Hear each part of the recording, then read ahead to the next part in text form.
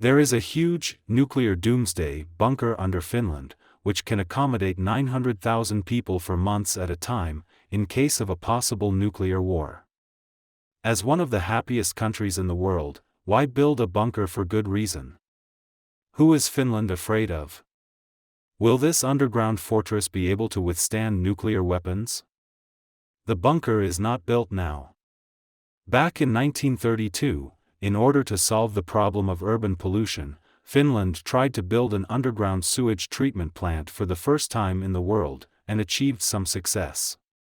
The Finns suddenly realized that, compared to the freezing cold on the ground, the warm underground world seemed to be another piece of paradise they should pursue, so why don't we move underground?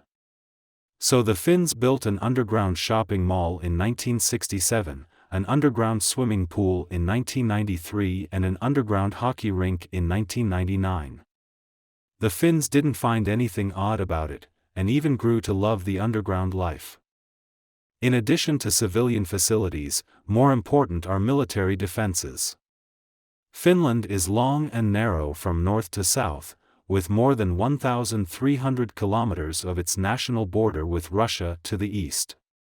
Back in late 1939 and early 1940, skirmishes broke out between the then Soviet Union and Finland along the national border in what was known as the Winter War. The Soviet Union won the war and forced Finland to cede and lease some of its territory to the Soviet Union, which left an indelible memory in the minds of Finns and made them realize the importance of building up their national defense. Around 2000, the Urban Planning Committee of Helsinki, together with the executive, began discussions to see if it would be possible to expand the Helsinki underground city, which had already been built in the 1980s. After a decade of preparation and planning, the government finally came up with a proposal in late 2010 to create an underground fortress that would include 200 kilometers of passageways, shelters and infrastructure and would allow more than 600,000 residents to quickly move underground for shelter in the event of a war of aggression. Construction work then began, with work spreading from the center of the city to the periphery.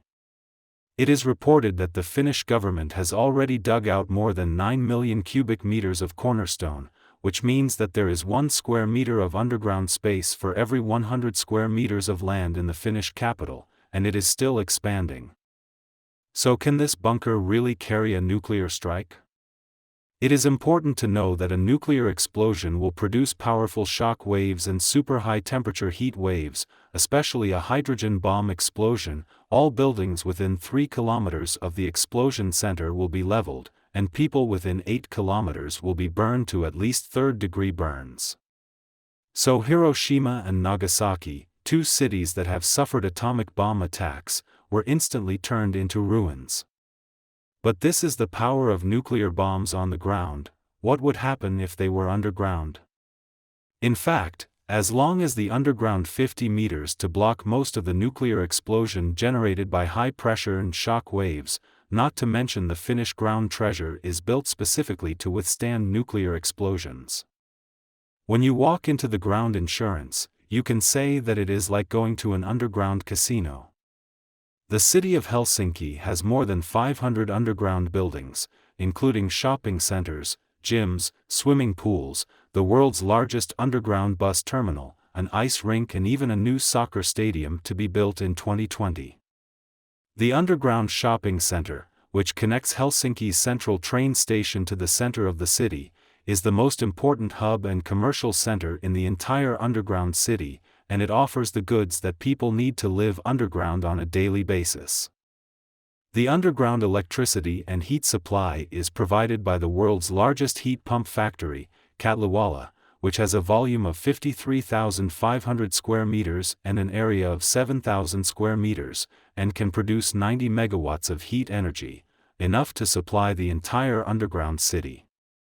It also has an underground warehouse base for the Finnish Red Cross, with a capacity of 21,500 cubic meters, as well as a freezer. The turnover of goods is not large, but it can also provide goods, food and medical help for the people in times of war. The Finns are thoughtful enough to have everything in this underground city. Of course, building impregnable defensive fortresses against the threat of nuclear weapons will not solve the root of the nuclear crisis. Only peaceful coexistence of people around the world can fundamentally eliminate prejudice and hatred among each other, and we need to develop nuclear energy peacefully and safely, not use it as a weapon to kill each other or even to exterminate human beings themselves. That's it for today's video. Feel free to post comments and suggestions in the comments section. See you next time.